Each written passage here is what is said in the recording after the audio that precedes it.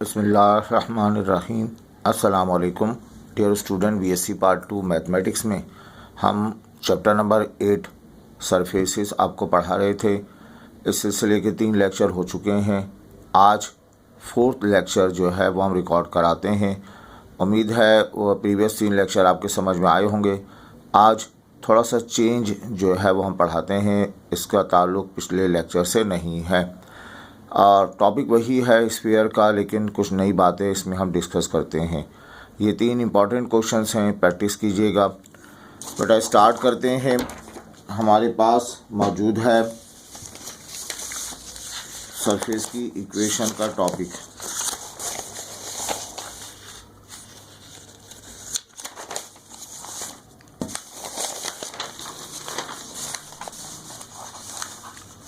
आज हम डिस्कस करते हैं,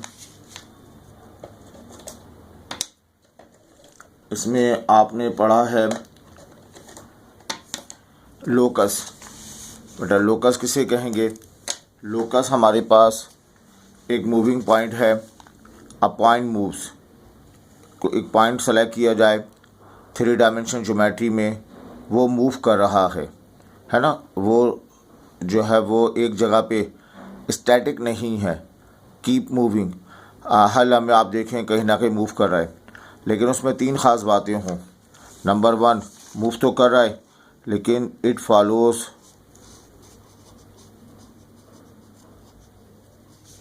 अ पर्टिकुलर रूल। मूव करने के दौरान वो किसी रूल को फॉलो करता हो, ठीक है। और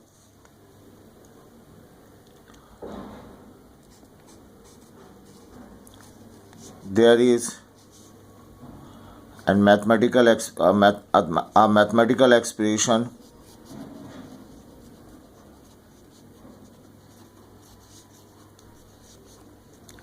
उसकी कोई मैथमेटिकल एक्सप्रेशन हो एक्स वाई जेड की शक्ल में। 3 डायमेंशन ज्योमेट्री है, मूविंग पॉइंट को हम एक्स वाई जेड लेते हैं और उस एक्स वाई जेड में कोई मैथमेटिकल एक्सप्रेशन या मैथमेटिकल इक्वेशन आ रही हो। सही। A geometrical shape is obtained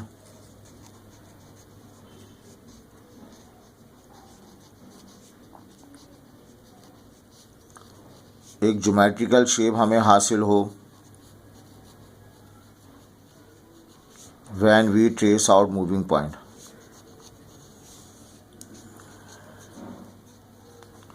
जब हम उस मूविंग पॉइंट के रास्ते को ट्रेस आउट करेंगे तो एक ज्योमेट्रिकल शेप हासिल होगी।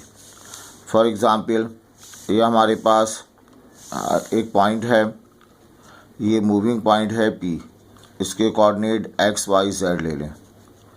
ये हमारे पास फिक्स पॉइंट है। अब पॉइंट मूव करेगा, कंडीशन ये है कि ये डिस्टेंस फ़र्ज़ करें 5 के बराबर। अब पॉइंट यहाँ मूव करे, यहाँ मूव करे, ऊपर आ जाए, नीचे चला जाए, हर मर्तबा उसका फिक्स पॉइंट से डिस्टेंस कितना रहे? 5 रहे। तो ये पर्टिकुलर रूल को फॉलो कर रहा है।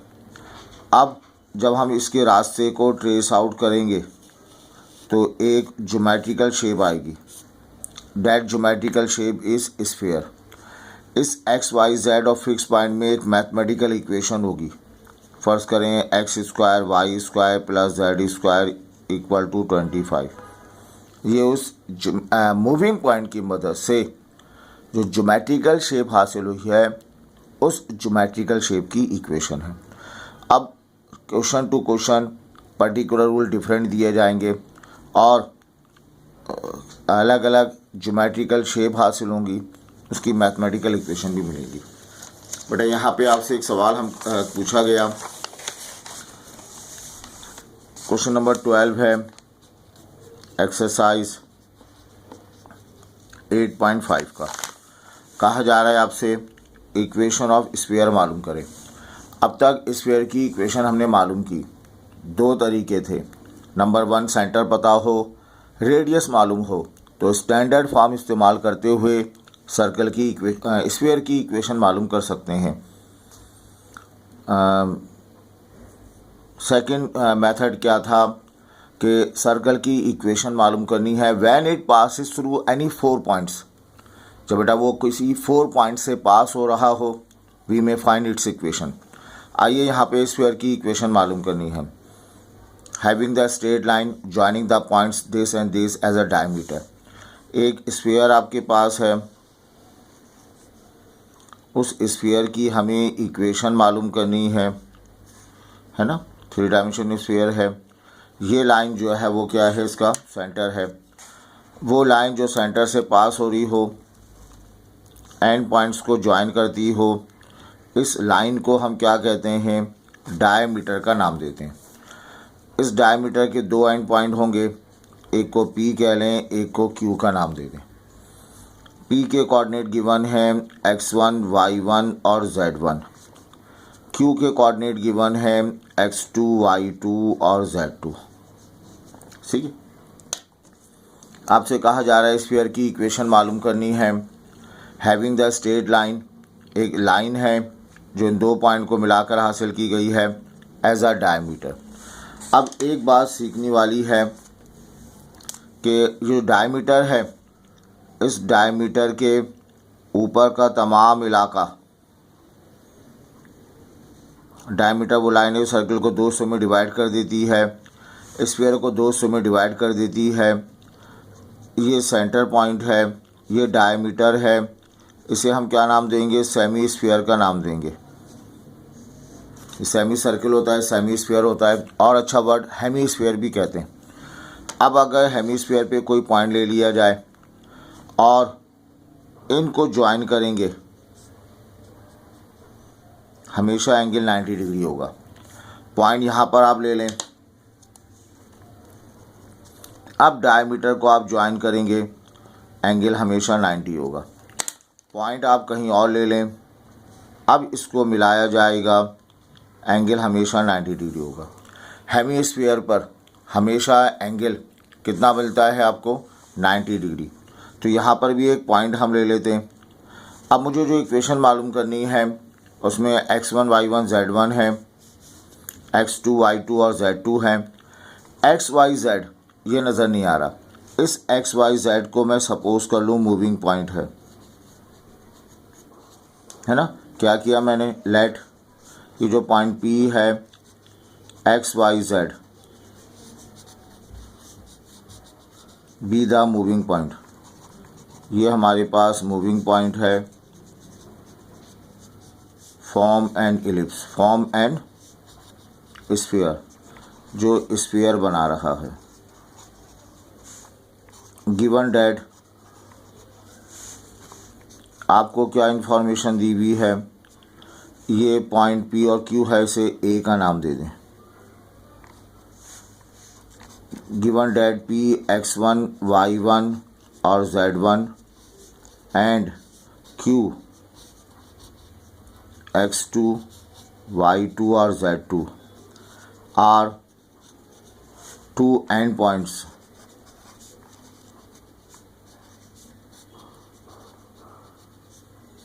ये हमारे पास 2 एंड पॉइंट्स हैं of diameter of sphere, diameter of sphere. अब आप करेंगे क्या, इस P को A से मिला देंगे, इसको इससे मिला दिया जाएगा। यहाँ एंगल कितना बनेगा, 90 डिग्री होगा।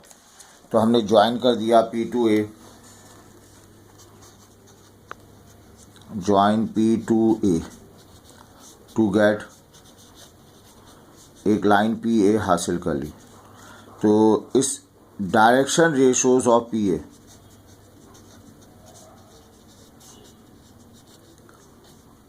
PA एक लाइन है जो 2 पॉइंट से पास हो रही है। अगर लाइन 2 पॉइंट से पास हो रही हो तो डायरेक्शन रेशोज का फार्मूला क्या है, x2 minus x1 comma y2 minus y1 z2 minus z1। तो बेटा PA को आपने ज्वाइन किया, इसके कोऑर्डिनेट x y z, इसके कोऑर्डिनेट x माइनस x1। तो हम लिख सकते हैं x minus x1, y minus y1, z minus z1।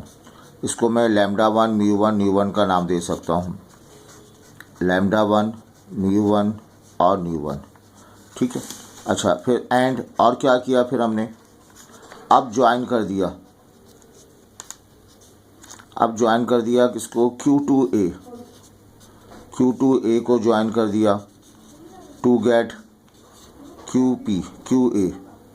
QA हासिल कर लिया गया। ठीक है, अब बताइए डायरेक्शन रेशोज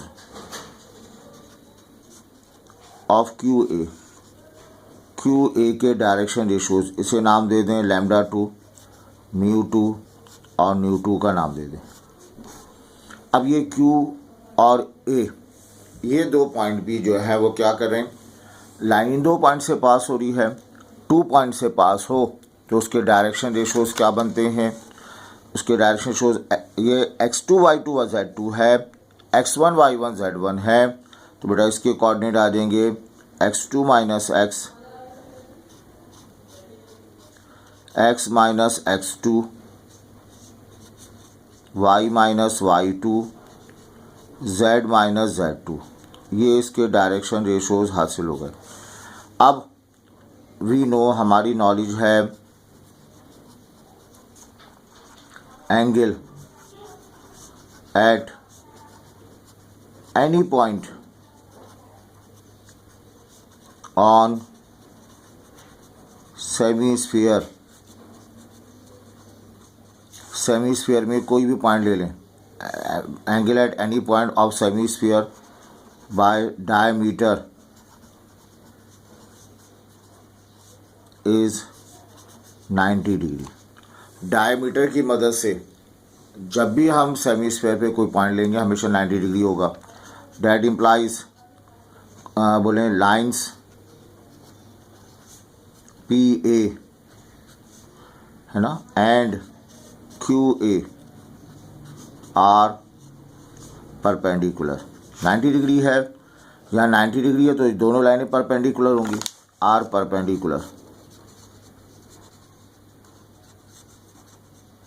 परपेंडिकुलर है तो बेटा हम क्या अप्लाई करेंगे, बाय परपेंडिकुलर लाइन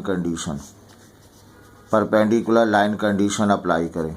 याद है कंडीशन क्या है, शाबाश, λ1 λ2 μ1 μ2 equal to 0। λ1 x minus x1 μ minus v1 z minus z1 λ2 μ2 ये रहा, तो सब्स्टिट्यूट कर दें λ1 λ2, ये λ1 है, ये λ2 है, तो बेटा ये आ जाएगा x minus x1 x minus x2। ठीक है, μ1 की वैल्यू है y minus y1, μ2 y minus y2, y minus y1, y minus y2। फिर आ जाएगा न्यू की value z minus z1, z minus z2 is equal to 0। इसे हम नाम दे देंगे be the equation of what, be the equation of sphere. ये बात प्रूफ हो गई। ठीक है, तो ये एक इम्पॉर्टेंट क्वेश्चन था। आप इस क्वेश्चंस को जो है वो 1 से 2 मरतबा देखें, मुश्किल नहीं है। आपको स्फीयर की इक्वेशन मालूम करनी है, डायमीटर की मदद से इक्वेशन मालूम करनी है, तो एक पॉइंट सपोज कर लें XYZ, ज्वाइन कर दें, वो एंगल 90 डिग्री होगा। 90 है तो परपेंडिकुलर है, परपेंडिकुलर कंडीशन लगा दें, लेकिन उससे पहले डायरेक्शन रेशोज निकाल लीजिएगा, सब्स्टिट्यूट करेंगे, जवाब आ जाएगा। ठीक है बेटा, अब आइए इसमें एक क्वेश्चन हमारे पास है, क्वेश्चन नंबर 10। इसमें आपसे कहा जा रहा है a point move such that sum of square of it distances from two fix point is constant, show that its locus is the sphere. A point moves, एक पॉइंट मूव करेगा, moving point है, sum of distances from two fix point, दो fix point के दरमियान distance constant, point है, moving point है, suppose कर लें XYZ इसका मूविंग पॉइंट है, और का 2 फिक्स पॉइंट, 2 फिक्स पॉइंट ले लेते हैं हम, A और B 2 फिक्स पॉइंट ले लेते हैं। A के coordinate x1, y1 z1, B के कोऑर्डिनेट x2, y2 और z2। इसको इससे मिला देंगे, ये डिस्टेंस PA कहलाएगा, इसको इससे मिला देंगे, ये डिस्टेंस पी बी कहलाएगा। क्वेश्चन क्या है, पॉइंट, ये पॉइंट यहाँ नहीं रहेगा, मूव करता रहेगा, कभी यहाँ कभी यहाँ कभी यहाँ, और हर मर्तबा सम ऑफ स्क्वायर ऑफ डिस्टेंसेस, ये डिस्टेंस है, ये डिस्टेंस है, इन डिस्टेंसेस के स्क्वायर का सम क्या मिलेगा, कांस्टेंट मिलेगा। तो हमने क्या किया,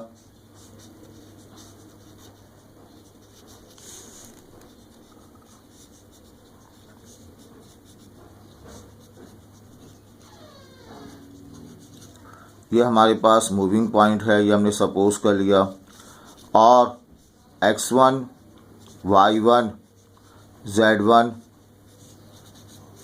एंड x2 y2 और z2 are to fix point. ये हमारे पास दो फिक्स पॉइंट हैं अकॉर्डिंग टू कंडीशन। कंडीशन के मुताबिक क्या है, sum of square of its distances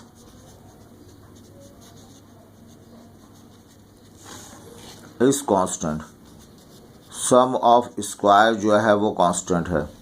इस बात को मैथमेटिकली क्या लिखें, P से लेकर A तक का डिस्टेंस प्लस और P से लेकर B तक का डिस्टेंस, ये डिस्टेंस का स्क्वायर, ये डिस्टेंस का square, sum of the square of distances, ये किसके बराबर है, कांस्टेंट के बराबर है। डिस्टेंस का मतलब डिस्टेंस फार्मूला अप्लाई कर देंगे हम, डिस्टेंस का मतलब डिस्टेंस फार्मूला अप्लाई कर देंगे हम, और कांस्टेंट की जगह हम क्या ले लें, C का नाम दे दें। अब पी ए का डिस्टेंस फार्मूला, पी ए रहा distance formula x minus x1 का whole square, y minus y1 का होल स्क्वायर बेटा z माइनस z1 का होल स्क्वायर। ठीक है, ये आ जाएगा x माइनस x2 का whole square, y minus y2 का whole square, z minus z2 का स्क्वायर। स्क्वायर से रूट कैंसिल होगा, x माइनस x1 का होल स्क्वायर,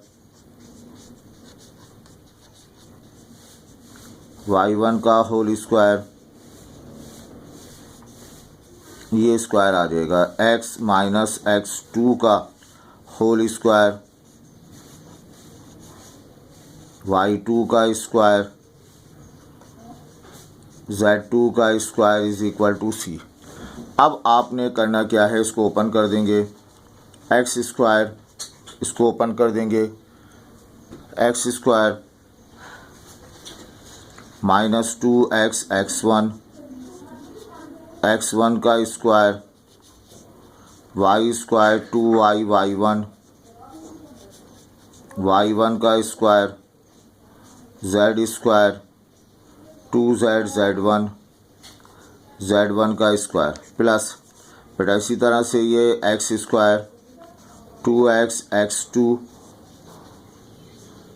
x2 का square, y square 2y y2, y2 का square, z square 2z z2 plus z2 का square is equal to C।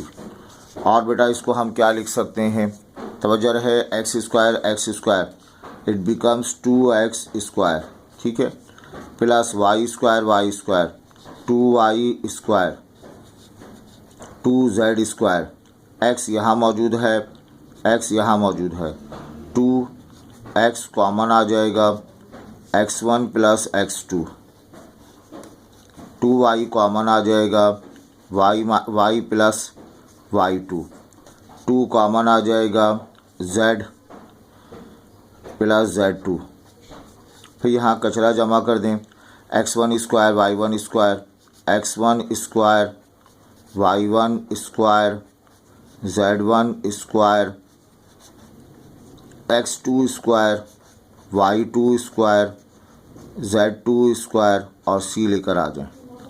तो ये पूरा एक्सप्रेशन जो है इसमें आप क्या ऑब्जर्व करें, number 1 x square y square z square मौजूद है, number 2 they are positive, number 3 their coefficient are equal. तो ये एक्सप्रेशन रिप्रेजेंट करता है be the equation of sphere.